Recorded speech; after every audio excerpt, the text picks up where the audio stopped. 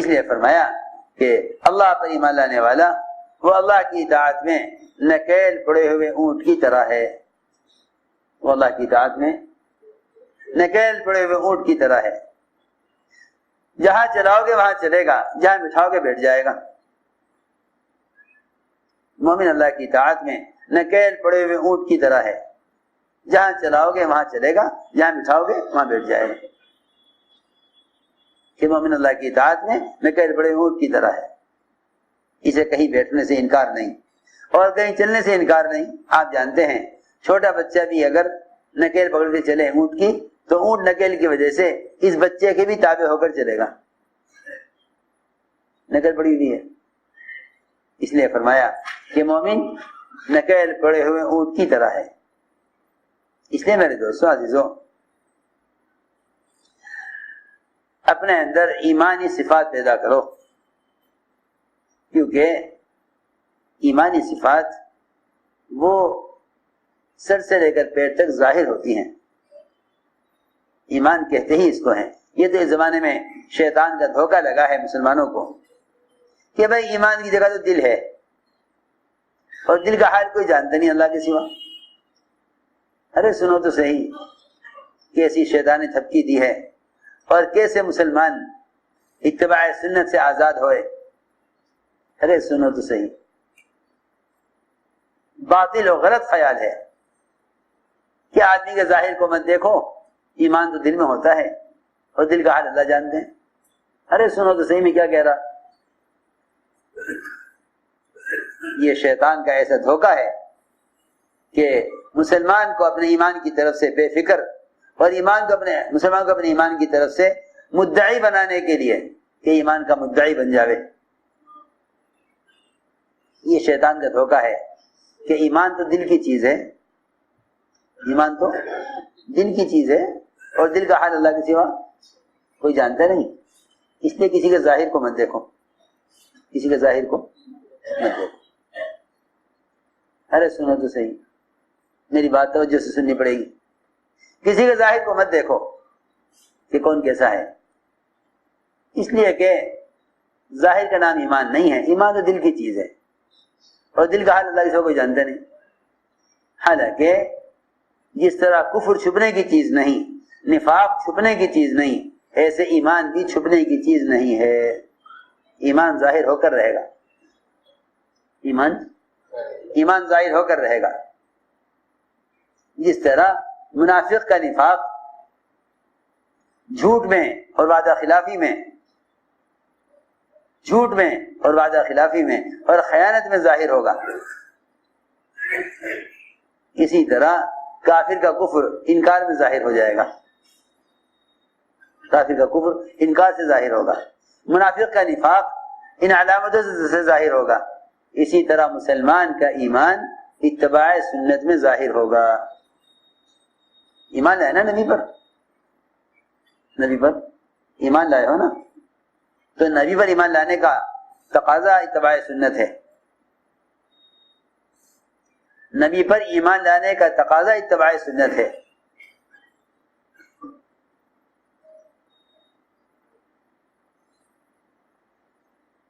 نبی پر ایمان لانے کا تقاضا اتباع سنت ہے۔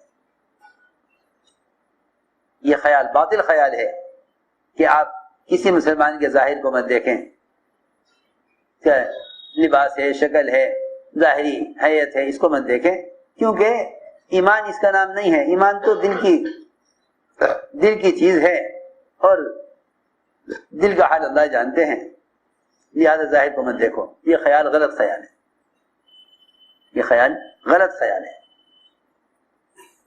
نبی پر ایمان لانے کا تقاضا اتباع سنت ہے، اس لیے مسلمان کی امتیازی شان اتباع سنت سے ہے۔ میں کیا عرض کروں، فرائض کا ادا کر دینا بھی اسلام کے مسلمان کے تعارف کے لیے کافی نہیں ہے۔ ایس ہونے والوں سنو، فرائض کا ادا کر دینا بھی مسلمان کے تعارف کے لیے کافی نہیں ہے۔ فرائض کا ادا کر دینا بھی مسلمان کے تعارف کے لیے کافی نہیں ہے. فرائض کا ادا کر دینا بھی مسلمان کے تعارف کے لیے کافی نہیں ہے.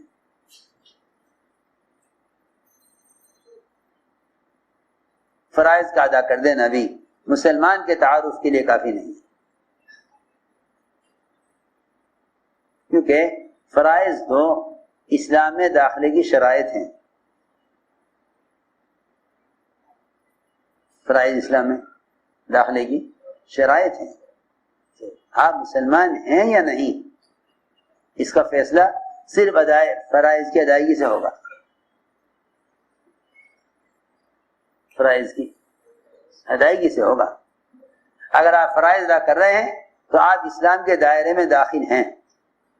اگر فرائض پر عمل نہیں کرتے ہیں اور فرائض کو قبول نہیں کرتے تو آپ دائرے اسلام میں داخل نہیں ہیں. پکی بات ہے.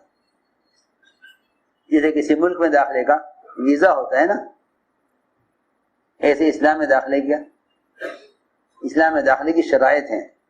آپ ویزے کا بغیر اس ملک میں داخل نہیں ہو سکتے. دار کفر دار اسلام میں داخل ہوں گے تو ان فرائض کو ادا کرنے کی شرط پر داخل ہوں گے. عجیب بات ہے، جن فرائض کے ادا کرنے کو مسلمان سارا اسلام سمجھ بیٹھا وہ صرف اسلام میں داخل ہونے کی شرائط ہیں.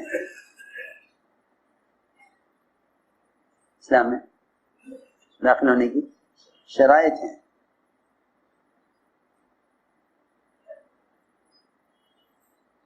تو میں نے عرض کیا ہے کہ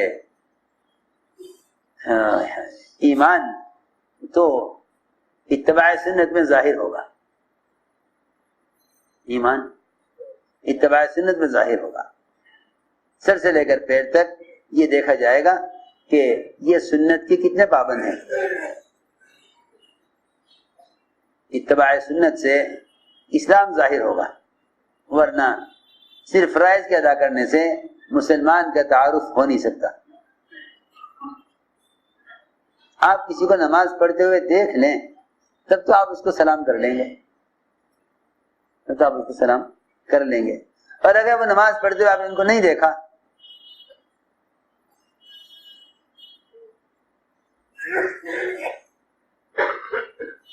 آپ نے نماز پڑھتے ہوئے نہیں دیکھا تو آپ اس کے اتباع سنت کے بغیر آپ اس کو مسلمان نہیں سمجھیں گے، الا یہ کہ آپ اس کا نام پوچھ لیں، وہ نام سے معلوم ہو جائے مسلمان ہے.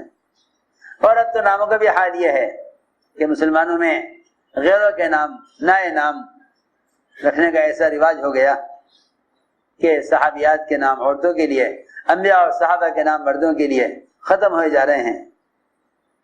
لوگ نئے نئے نام رکھتے ہیں، لوگ نئے نئے نام رکھتے ہیں. اب مشکل یہ آ گئی کہ نام سے بھی اندازہ نہیں ہوتا کہ یہ آدمی مسلمان ہے یا نہیں. حالانکہ کافر اور مسلمان میں فرق کرنے کے لیے سب سے بنیادی چیز نام تھا. ان کا نام مسلمان نام رکھا جائے تاکہ نام سے معلوم ہو جائے کہ مسلمان ہے.